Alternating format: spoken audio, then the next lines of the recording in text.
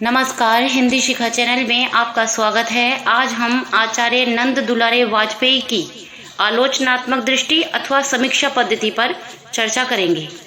हिंदी आलोचना के क्षेत्र में वाजपेयी जी का पदार्पण सन 1930 ईस्वी के लगभग एक ओजस्वी आलोचक के रूप में हुआ।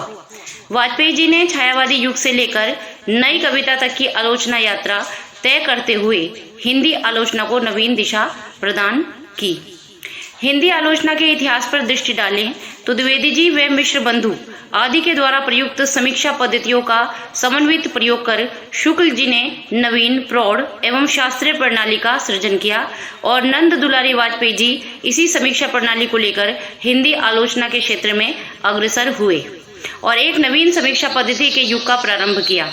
यद्यपि आलोचना की इस पद्धति का बीज जयशंकर प्रसाद जी के काल से कुछ पूर्व ही रोपा जा चुका था। वह पंत, निराला, ईराचंद्र जोशी, शांतिप्रिय द्विवेदी, गंगा प्रसाद पांडे आदि ने इस प्रणाली के विकास में महत्वपूर्ण योगदान किया, किंतु इस प्रणाली का पूर्ण विकास नंद दुलारे वाजपेयी जी में ही प्राप्त होता है। वाजपेयी जी की आलोचनात्मक दृष्टि समकालीन समय दृष्टि होते हुए भी विकास के पथ पर आगे की अवस्था का प्रतिनिधित्व करती है। आचार्य नंद दुलारे वाजपेयी सौष्ठववादी या स्वच्छंदतावादी आलोचक लेखक व पाठक के मध्य एक सेतु की भांति अपने धर्म का पालन करता है। कुशल आलोचक सामान्य पाठक वर्ग को किसी प्रकाशित रचना के गुण अवगुण से परिचय कराकर उनके लिए पथ प्रदर्शक का कार्य संपन्न करता है। अर्थात वह रचना आपके लिए पठनीय है अथवा नहीं है, उसमें कौन से गुण हैं और अवगुण हैं, इसका परिचय एक जो कुशल आलोचक होता है वह करता है, जिससे पाठक वर्ग को उस रचना के अध्ययन करने के प्रति आकर्षित करता है। आचार्य नंद दुलारे वाजपेयी सौष्ठववादी या स्वच्छंदतावादी आलोचक के रूप में हिंदी साहित्याकाश के दैदीप्यमान नक्षत्र के समान हैं। वाजपेयी जी की समालोचना पद्धति पर भगवत स्वरूप मिश्र की यह पंक्तियां पठनीय हैं। वाजपेयी जी ने हिंदी समीक्षा की सौष्ठववादी धारा की पूर्ण प्रतिष्ठा की है। सौष्ठव का यदि आप हिंदी में अर्थ देखें तो है सौंदर्य, उदात्तता आदि। उनकी आलोचना पूर्णतः निगमात्मक और इंगित शैली की कही जा सकती है। निगमात्मक और आगमनात्मक दो प्रकार की शैलियां हैं, जिनमें निगमात्मक पहले से ज्ञात अन्य चीजों से तार्किक रूप से निष्कर्ष निकालना वाली पद्धति कहलाती है और आगमनात्मक तर्क का उद्देश्य एक सिद्धांत का निर्माण करना होता है। जैसे मैं गर्मियों में जुगनू देखता हूँ, परिकल्पना की गई है कि इस गर्मी में भी जुगनू देखूंगा। ये कौन सी प्रणाली हुई? आगमनात्मक। और निगमात्मक का अगर उदाहरण लें तो सभी कुत्तों के कान होते हैं, गोल्डन रिट्रीवर्स कुत्ते हैं इसलिए उनके कान हैं। यह निगमात्मक प्रणाली के द्वारा निष्कर्ष निकाला जाता है।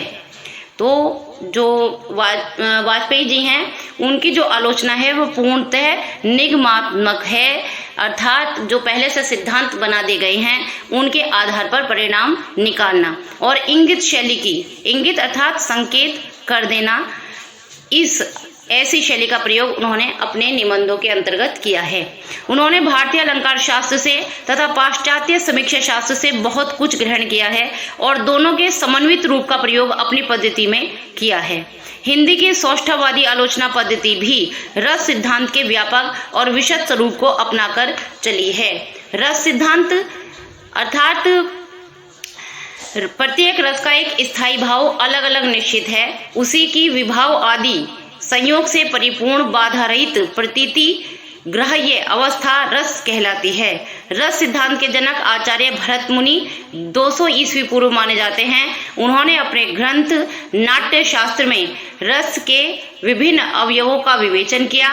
उन्होंने एक रस सूत्र दिया, विभाव, अनुभाव, व्यभिचारी, रस संयोगाद, रस निष्पत्ति।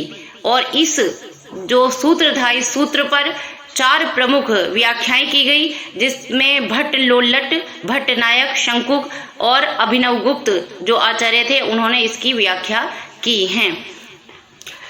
तो ये जो आचार्य नंद दुलारे वाजपेयी हुए हैं, इन्होंने हिंदी की सौष्ठववादी आलोचना पद्धति भी रस सिद्धांत के व्यापक और विशद स्वरूप को अपनाकर ही इनकी चली है। इसलिए वह पश्चिम के स्वच्छंदतावाद, रोमांटिज्म की तरह पूर्ण स्वच्छंदतावादी नहीं कही जा सकती है। अब हमारे लिए यह जानना भी आवश्यक है कि स्वच्छंदतावाद क्या है। यह हिंदी साहित्य के एक धारा का नाम है जिसका मूल स्वर है कि सभी प्रकार के नियम बंधन तोड़ डाले। यह शब्द अंग्रेजी के रोमांटिज्म शब्द का हिंदी रूपांतरण है। इसका प्रयोग 1654 में उपन्यास के समान कहकर निंदा के रूप में हुआ। इसका अर्थ लगाया जाता है कि यह नितांत काल्पनिक और असत्य है। हिंदी साहित्य में स्वच्छंदतावाद यूरोपीय कविता के सहारे अवतीर्ण हुआ। श्रीधर पाठक स्वच्छंदतावादी काव्य धारा के प्रवर्तक माने जाते हैं।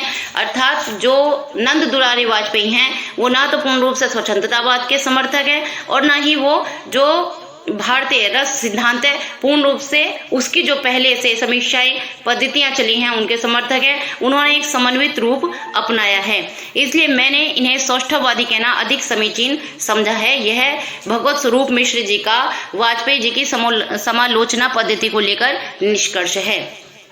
उत्तर प्रदेश के उन्नाव जिले के मग रायर गांव में 4 सितंबर सन 1906 ईस्वी में जन्मे नंद दुलारी वाजपेयी छायावाद के गहन व्याख्याकार और आलोचक के रूप में प्रसिद्ध हैं।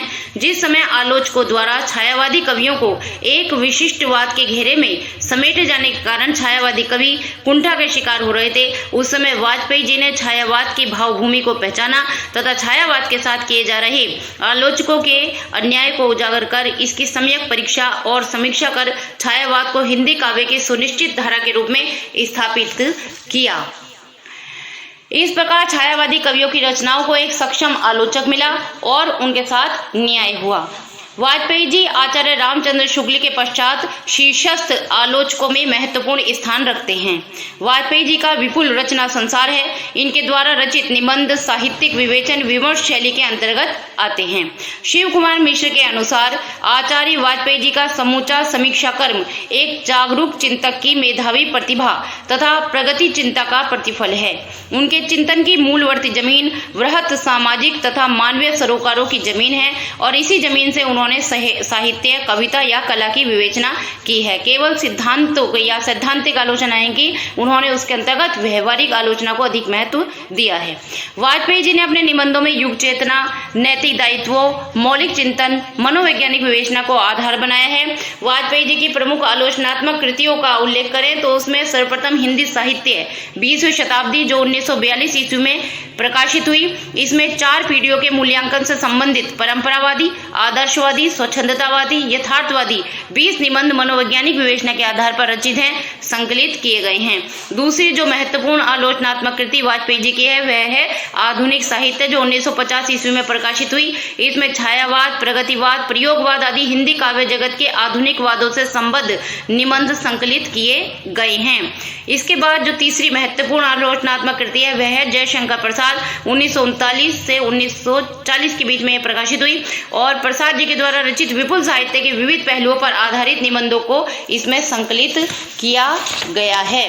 चौथी जो बहुत महत्वपूर्ण इनकी आलोचनात्मक कृति है वह है नया साहित्य नए प्रश्न। सन 1955 ईस्वी में आधुनिक साहित्य से संबंधित समस्याओं की विवेचना की गई है। उपरोक्त के अतिरिक्त प्रेमचंद, महाकवि सूरदास, राष्ट्रभाषा की कुछ समस्या, महाकवि निराला, कवि सुमित्रानंद पंत, रस सिद्धांत, साहित्य का आधुनिक युग, आधुनिक साहित्य जगत और नई समीक्षा आदि भी वाजपेयी जी की प्रमुख आलोचनात्मक कृतियां हैं। आचार्य रामचंद्र शुक्ल की ही भांति वाजपेयी जी ने काव्य में सर्वाधिक महत्व रस को ही दिया है। वाजपेयी जी को रस में 3 तत्वों मानवीय भावना, नैतिकता तथा सौंदर्य का समन्वय दिखाई पड़ा।